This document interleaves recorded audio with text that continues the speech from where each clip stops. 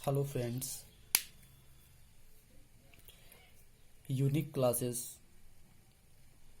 PCS GK में आप लोगों को बहुत बहुत हार्दिक अभिनंदन है। दोस्त, मैं एके महेश्वरी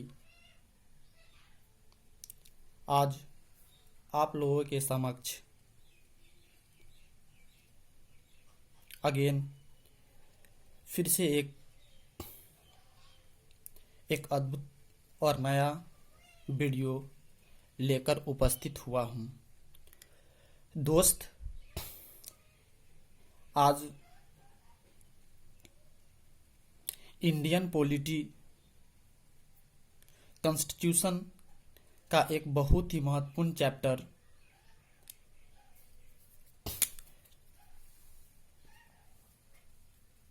प्रियम्बल्स को बोला जाए तो प्रस्तावना या उद्देशिका को मैं आपके सामने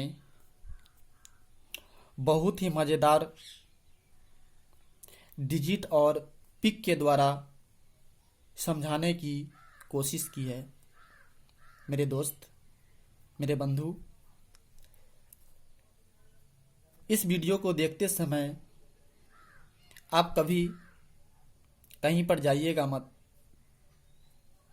और यह वीडियो आपके GK exam point of view से बहुत ही अनोखा सिद्ध होने वाली है। दोस्त, तो मेरा जो इंडियन पॉलिटी है, उस इंडियन पॉलिटी में कॉन्स्टिट्यूशन के अंतर्गत प्रियम्बल्स आता है। उस प्रियम्बल्स को मैं एक बहुत ही साधारण सी शब्दावली का प्रयोग करते हुए, भाषा का प्रयोग करते हुए समझाने की कोशिश किया है। जैसा कि आपको यहाँ पर पिक में बहुत सारा डिजिट दिखाई दे रहा है, ये है क्या? इसमें आपको भारत के संविधान का भाग मिलेंगे, भारत के संविधान का अनुसूचियाँ मिलेंगे, भारत के संविधान का अनुच्छेद मिलेंगे और भारत के संविधान का प्रस्तावना मिलेंगे। बोला जाए तो इसमें चार जो मोस्टली वर्ड समझाने की मैंने कोशिश की है, और वह चार कौन कौन सी है? तो एक प्रियम्बल्स, दूसरी भाग, तीसरी अनुच्छेद और चौथी अनुसूचियाँ। इस चारों को मैं एक बहुत ही जानदार और शानदार व्यू से समझाने की कोशिश करूंगा, और मेरी यह पूरी उम्मीद है कि आपके मनो और मस्तिष्क में यह छवि गढ़ और बैठ जाएगी। तो दोस्त, बिना समय गवाए हुए अपने इस प्रियम्बल्स लक्ष्य की ओर चलते हैं। दोस्त, जो मैंने यहाँ पर संविधान का बुक का फिगर मैंने यहाँ पर ड्रॉ किया है, और यह बुक का कुछ इस तरह से बनाने की कोशिश की है। यहाँ पर जो आपको एरो का सिंबल दिखाई दे रहा है, यह एरो का सिंबल इस संविधान के निचले बुक का एक हिस्सा होता है जो पन्नों में विभक्त होता है। उसको मैं कोशिश की है समझाने का। जैसे कि कोई बुक होता है और बुक के नीचे से पन्ना इस तरह से दिखाई देता है, उसी तरह से मैं यहाँ पर इस संविधान के बुक को लिख कर समझाने की कोशिश की है। दोस्त, इस संविधान को समझने से पहले, इस पार्ट्स को समझने से पहले, इस प्रियम्बल्स को समझने से पहले, इस अनुसूची को समझने से पहले और इस अनुच्छेद को समझने से पहले मैं आपके सामने कुछ डेट को मेंशन करना चाहता हूं, जिससे आपको यह बात मालूम पड़ जाएगा कि यह प्रियम्बल्स बनाने का क्या मकसद था, इसको क्यों बनाया गया। तो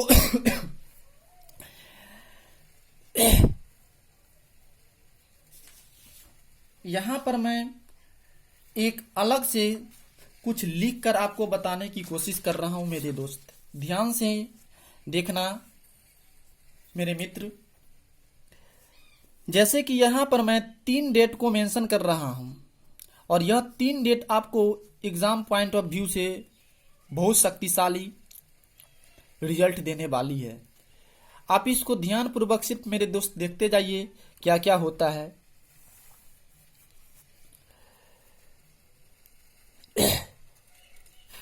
यह जो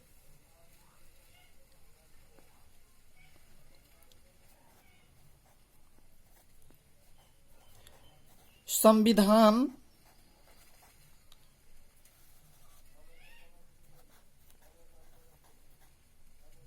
सभा की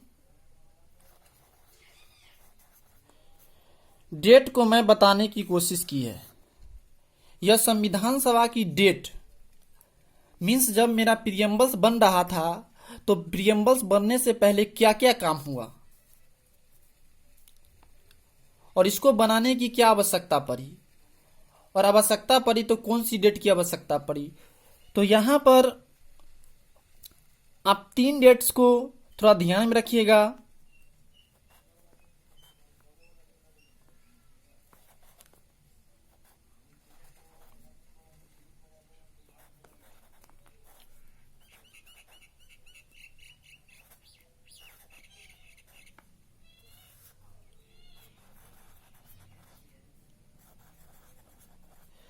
यहां पर मैं सभी में दिसंबर दिसंबर लिखने की कोशिश की है मेरे दोस्त। 19 19 19 4 4। मैं आपको कोशिश करता हूं कि जितना हो सके सिंपली और निमोनिक्स के हिसाब से समझाने की कोशिश करूंगा। 6 6 और 6। यहां पर आपको यह बात मालूम हो रहा है कि 9 दिसंबर, 11 दिसंबर, 13 दिसंबर आपका यह एक बहुत ही अच्छा सीरीज बन गया है।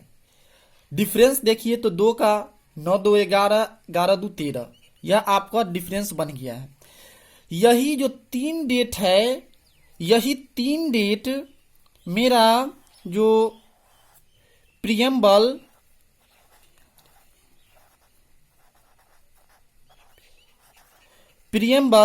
बनाने का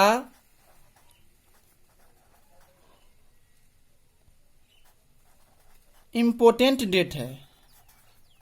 इस चीज को यदि आप समझ जाते हैं तो मेरी गारंटी है कि जो आपको इस चीज को मैं पिक से समझाने की कोशिश कर रहा हूं वो आपको तत्क्षण में दिमाग में सेटअप हो जाएगा। तो 11 दिसंबर, 13 दिसंबर और 9 दिसंबर को भाई हुआ क्या, तो 9 दिसंबर को 9 डीसी को 11 डीसी को और 13 डीसी को, यह टाइम आप ध्यान से रखिएगा, बहुत ही मस्टली ये टाइम आपको दिमाग में बैठ जाना चाहिए। 9 दिसंबर 1946 को संविधान सभा की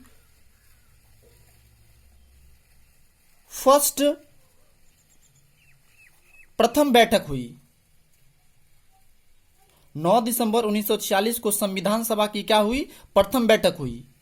इसमें जो प्रमुख बनाए गए थे उस व्यक्ति का नाम था डॉक्टर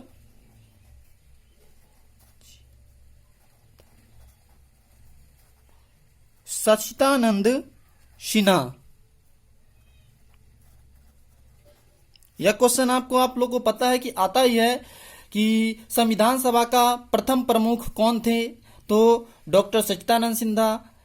प्रथम संविधान सभा की बैठक कब हुई, तो 9 दिसंबर 1946 को। ये बात आप लोग को बिफोर से पता ही होगा। फिर आपका सेकेंड जो बैठक हुआ था, अधिवेशन हुआ था, इसका जो प्रमुख डॉक्टर राजेंद्र प्रसाद थे, जो मेरे बिहार के थे।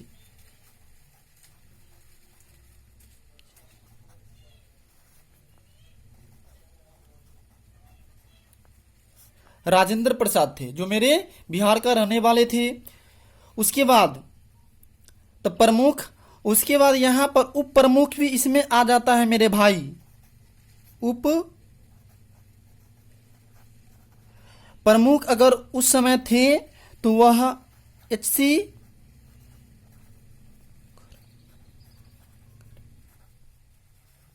मुखर्जी साहब थे, जो वेस्ट बंगाल का रहने वाले थे। और इसमें एक और नाम आता है सलाहकार। सलाहकार बोले तो एडवाइजर। तो इसका एडवाइजर जो थे वह BN राव थे। यह बात आपको पता ही होगा कि BN राव संविधान सभा के प्रमुख सलाहकार थे। और कौन सी संविधान सभा का? तो सेकेंड, डेट 11 दिसंबर, टाइम वही 1946।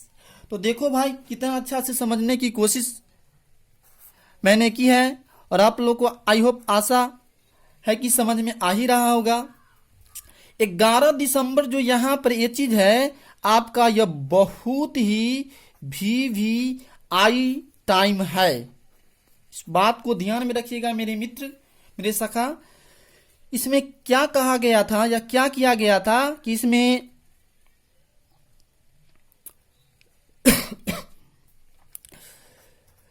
पंडित JL नेहरू जी को ऑब्जेक्टिव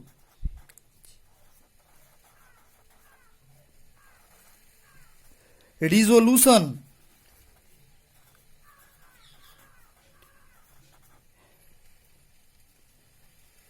को पास किए थे। भाई इसका मतलब क्या हुआ? ऑब्जेक्टिव रिजोल्यूशन जो यहां पर लिखा गया है, ऑब्जेक्टिव रिजोल्यूशन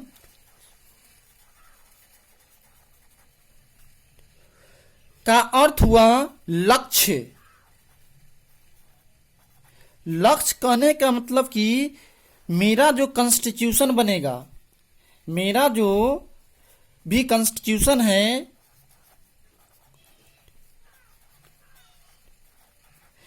मेरा जो कॉन्स्टिट्यूशन बोला जाए तो संविधान जो बनेगा वह संविधान कैसा होगा। ठीक, मतलब कि मेरे संविधान का रूपरेखा कैसा होगा, यही बात ऑब्जेक्टिव रिजोल्यूशन कहती है। ऑब्जेक्टिव रिजोल्यूशन में डॉक्टर राजेंद्र प्रसाद, पंडित जवाहरलाल नेहरू ने हमें यह बताया था कि मेरा संविधान कैसा होना चाहिए। जब हम संविधान बनाएंगे तो मेरे फ्यूचर में इसका क्या महत्व होगा, फिर आने वाले जनरेशन पर इसका क्या इफेक्ट पड़ेगा। तो कैसा संविधान होगा, उस संविधान को मद्देनजर रखते हुए पंडित जवाहरलाल नेहरू ने संविधान सभा में 13 दिसंबर 1946 को यही ऑब्जेक्टिव रिजोल्यूशन यानी एक अपना लक्ष्य पेश किया। लक्ष्य पेश करने का मतलब कि मेरे संविधान का रूपरेखा, स्ट्रक्चर, ढांचा कैसा होगा।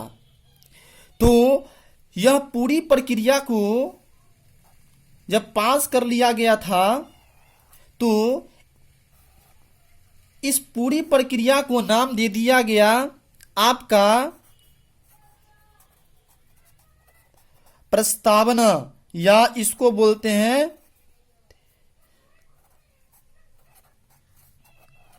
उद्देशिका, या इसको बोलते हैं प्रियम्बल। तो मेरे दोस्त, आपको ये बात पता हो गया होगा कि प्रियम्बल्स नाम कैसे पड़ा, क्यों पड़ा, और पढ़ने का क्या कारण है। ये बात आपको समझ में आ गया होगा कि प्रियम्बल्स पास जो किया गया था 13 दिसंबर 1946 को एक ऑब्जेक्टिव रिजोल्यूशन, एक लक्ष्य के थ्रू, और यही ऑब्जेक्टिव रिजोल्यूशन का नाम बदलकर प्रस्तावना डाल दिया गया। और कैसा होनी चाहिए, कैसा नहीं होनी चाहिए, यही मेरी जो यहाँ पर टोटल जो लिखा गया यहाँ से यहाँ तक, यही मेरा पूरे संविधान जो लिखा गया है पार्ट्स प्रेजेंटेशन में 25 अनुच्छेद 465 और शेड्यूल 12 जो दिया गया है, पूरे इसी में से ही विस्तृत चीज उसमें डाल दिया गया है और कहीं से नहीं है। इसीलिए यहाँ पर प्रियम्बल्स को एक है ना लघु संविधान या मिनी कॉन्स्टिट्यूशन के नाम से भी जाना जाता है। तो आई होप आपको समझ में आया होगा मेरे दोस्त कि मैं क्या समझाना चाहता हूं प्रियम्बल्स के बारे में। और प्रियम्बल्स लिखने से पहले डॉक्टर भीमराव अंबेडकर ने है ना अबाउट सैकड़ों देशों के संविधान को स्टडी किए थे। फिर जाके उन्होंने यह तय किया, या उनके साथ साथ उस समय के जो भी अग्रगामी यंग नेता थे, उन्होंने यह तय किया कि मेरा संविधान कैसा होना चाहिए। तो मेरा संविधान कैसा होना चाहिए, तो इस तरह से होना चाहिए। हम भारत के लोग भारत को एक संपूर्ण संप्रभुत्व संपन्न समाजवादी पंथ निरपेक्ष लोकतंत्रात्मक गणराज्य बनाने के लिए तथा उसके समस्त नागरिकों को इस तरह से टोटल चीज दिया गया है। मैं इसे बहुत ही सुंदर और सुरीला भाषा में समझाने की कोशिश करूंगा। आप देखते जाइए मेरे दोस्त क्या होता है। तो आई होप आपको यहां पर इस डेट को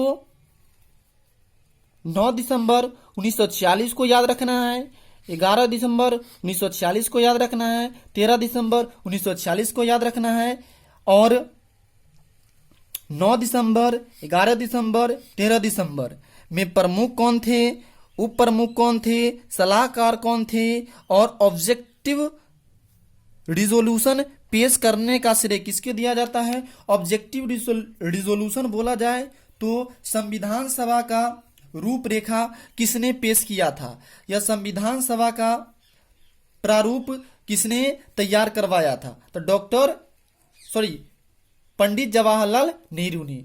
तो मेरे दोस्त आपको यह बात समझ में आया होगा, पूरी यहाँ पर डेट की प्रक्रिया। फिर मैं अपने पिछले पेज की ओर चलता हूं, कहीं नहीं जाइएगा मेरे दोस्त। तो आपको वहां पर वो डेट समझ में आया होगा कि डेट देने का क्या मकसद है ना, डेट यहां पर क्यों काम आने वाली है। तो यह मेरा कॉन्स्टिट्यूशन का एक इमेज है, आपको पता हो गया होगा। तो यहां पर मैंने पिक बनाने की यह कोशिश की है। इस पिक में इस कॉन्स्टिट्यूशन के पन्नों को मैं यहां पर बारी बारी से बिखरने की कोशिश की है और आपको एक पिक्टोरियल के द्वारा समझाने की कोशिश की है। यहां पर प्रियम्बल्स यानी प्रस्तावना मेरे संविधान में इतना पन्ना में होगा। फिर नीचे चलिएगा तो फिर कुछ पन्ना में पार्ट 1 दिया होगा, फिर नीचे चलिएगा तो कुछ पन्ना, फिर नीचे चलिएगा तो पार्ट 2 में पार्ट 2 कुछ पन्ना में दिया होगा, फिर नीचे चलिएगा तो पार्ट 3 में कुछ पन्ना में दिया होगा, फिर नीचे चलिएगा तो कुछ पन्ना में पार्ट 4 दिया होगा।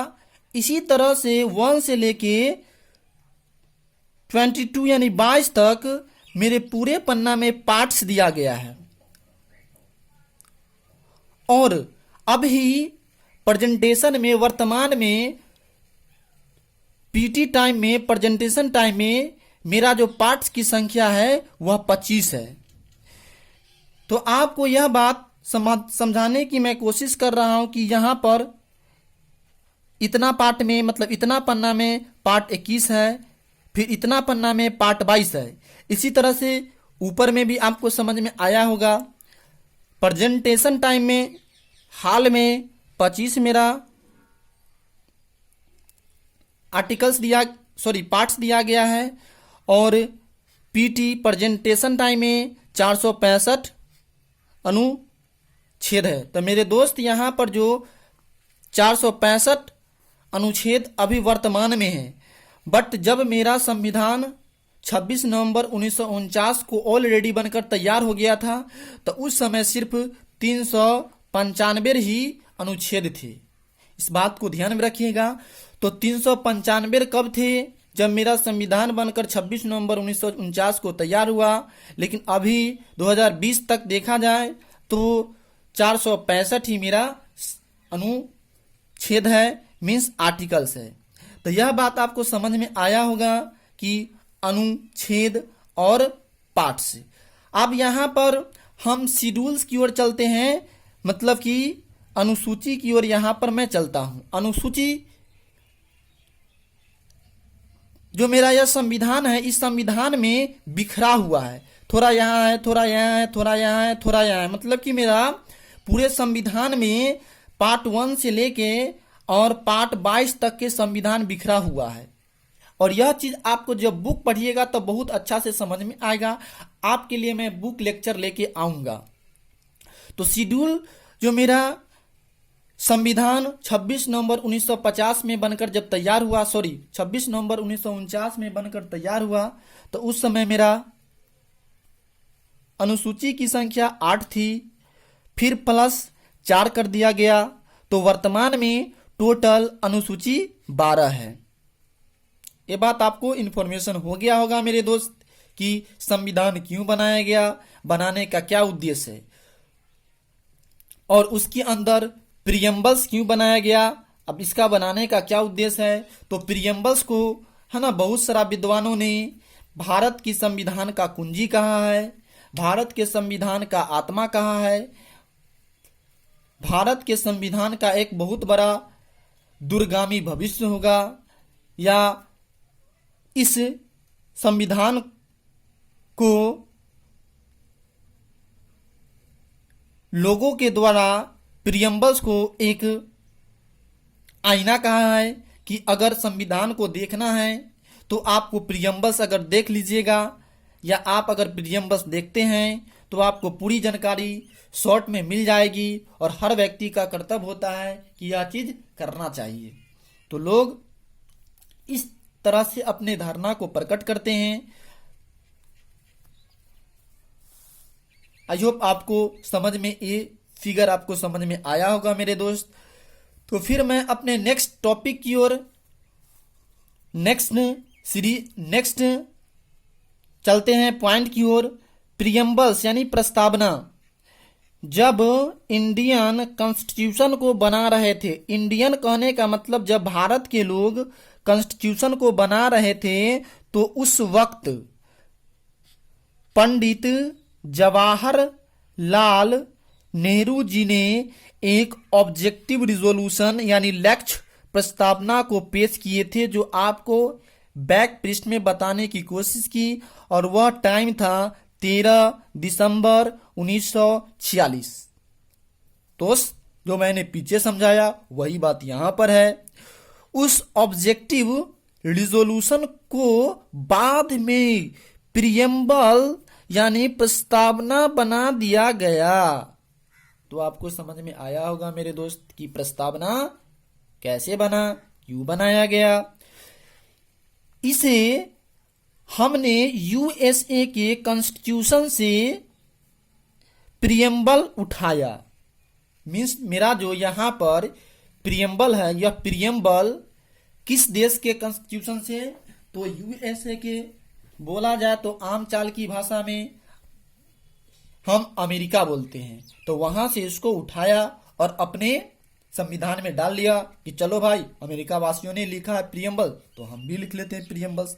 तो इस तरह से प्रियम्बल्स लिखा गया। उसके बाद हमारे कॉन्स्टिट्यूशन का जो ऑब्जेक्टिव यानी लक्ष्य था कि हमें अपना संविधान को कैसा बनाना है, मतलब कि मेरे संविधान जो है वह संविधान कैसा बनाना है, यह बात प्रियम्बल्स में मिलता है। मीन्स यह टॉपिक से आपको पता लगा लेनी चाहिए कि उस समय या उस वक्त के लोग कितना एडवांस रहे होंगे, कि भविष्य में लोग क्या क्राइम कर सकते हैं, क्या क्रिमिनोलॉजी कर सकते हैं, उसका नियम कानून उसी समय लोग सोच लिए थे। वाह, कितना जानदार व्यक्ति रहे होंगे उस समय का। वही बात प्रियम्बल प्रस्तावना के अंदर लिखी गई है, यानी हमारा संविधान का नेचर यानी स्वभाव कैसा होगा।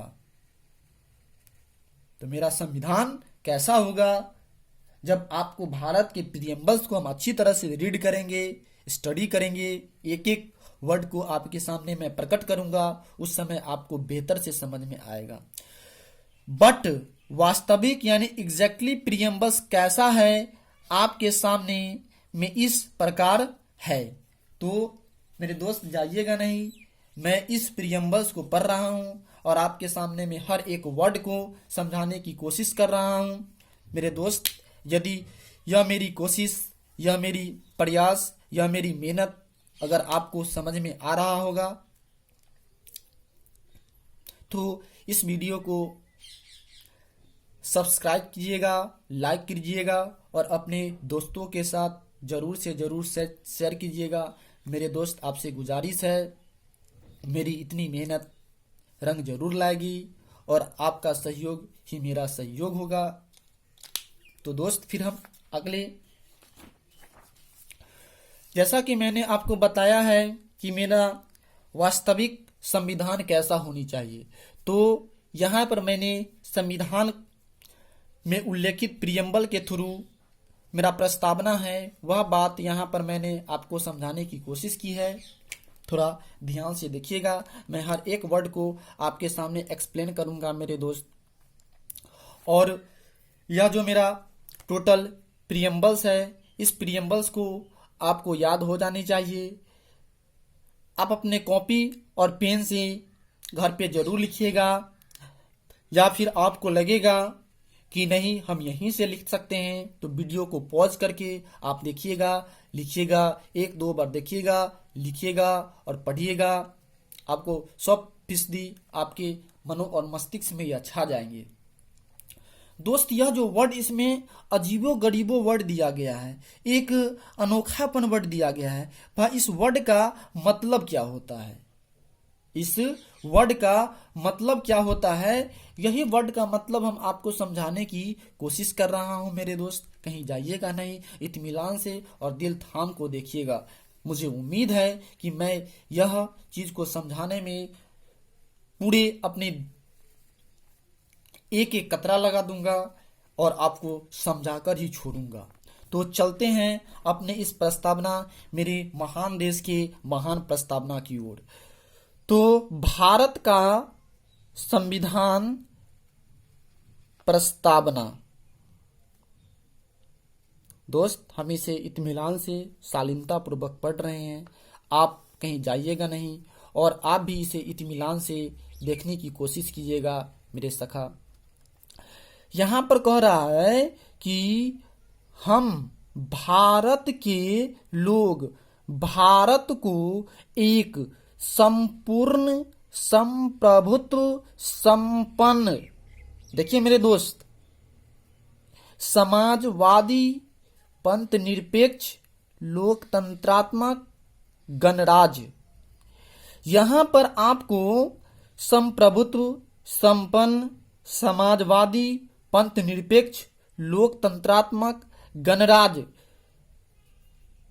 बनाने के लिए तथा उसके समस्त नागरिकों को, तो यहां पर संप्रभुत्व समाजवादी पंथ निरपेक्ष लोकतंत्रात्मक गणराज्य, sovereign, socialist, secularism, democratic Republic, यह जो 5 वर्ड आपको दे रखा है मेरे दोस्त, यह बहुत ही मस्ट और बहुत ही शक्तिशाली वर्ड है। और इसी शब्दों से एग्जामिनर क्वेश्चन को एनालिसिस करते हैं, बनाते हैं। और स्टूडेंट्स को यह बात पता नहीं रहता है कि इसका क्या अर्थ हुआ, इसका क्या अर्थ हुआ, इसका क्या अर्थ हुआ, इसका क्या अर्थ हुआ, इसका क्या अर्थ हुआ, जिसकी वजह से वह एग्जाम में क्वेश्चन को टैकल नहीं कर पाते हैं और वह मायूस होकर उस एग्जाम हॉल से बाहर आ जाते हैं। तो मैं आज आप लोग को उस मायूसी को दूर करने के लिए इस चीज को एक आसान सी भाषा में लेकर आया हूं।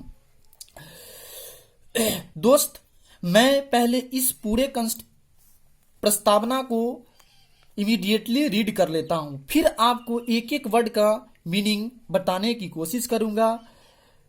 नागरिकों को सामाजिक, आर्थिक और राजनीतिक न्याय, विचार, अभिव्यक्ति, विश्वास, धर्म और उपासना, जिसको इंग्लिश में वर्शिप बोलते हैं, की स्वतंत्रता, प्रतिष्ठा और अवसर की समता। या समता के लिए एक वर्ड आता है आपका समानता। इस बात को ध्यान में रखिएगा मेरे दोस्त। समानता प्राप्त कराने के लिए, तथा उन सबों में व्यक्ति की गरिमा और राष्ट्र की एकता और अखंडता सुनिश्चित कराने वाली बंधुता बढ़ाने के लिए। दोस्त मेरी, यह जो वर्ड अभी मैं पढ़ रहा हूं आपके मस्तिष्क में कुछ इमेज नहीं बना रहा होगा, लेकिन जैसे ही मैं एक एक वर्ड को तोड़कर समझाऊंगा उस समय आपके दिमाग में एक गाढ़ा रंग की तरह छाप बन जाएगी और आपको हमेशा के लिए यह याद हो जाएगा ही मेरे दोस्त।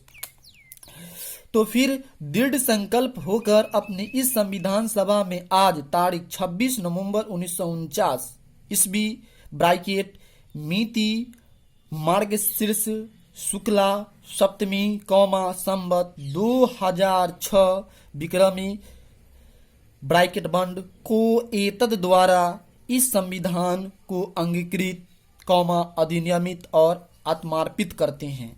तो इस तरह से मेरा प्रस्तावना लिखा गया है और जो मैंने बात बोला इसी के मद्देनजर रखते हुए मेरी पूरी संविधान पार्ट 1 से लेके 25 तक, अनुच्छेद 1 से लेके 465 तक और अनुसूचिया 1 से लेके 12 तक को बनाया गया है।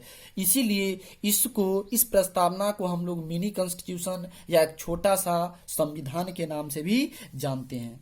तो दोस्त, यहाँ पर जो वर्ड आपको दे रहा है कि हम भारत के लोग, तो यह जो प्रस्तावना या मेरे जो कॉन्स्टिट्यूशन कह रही है कि हम भारत के लोग कहने का यह अर्थ हुआ कि भारत में जितना भी लोग है वह व्यक्ति कह रहा है इस प्रस्तावना के थ्रू, न कि संविधान सभा में उपस्थित लोग।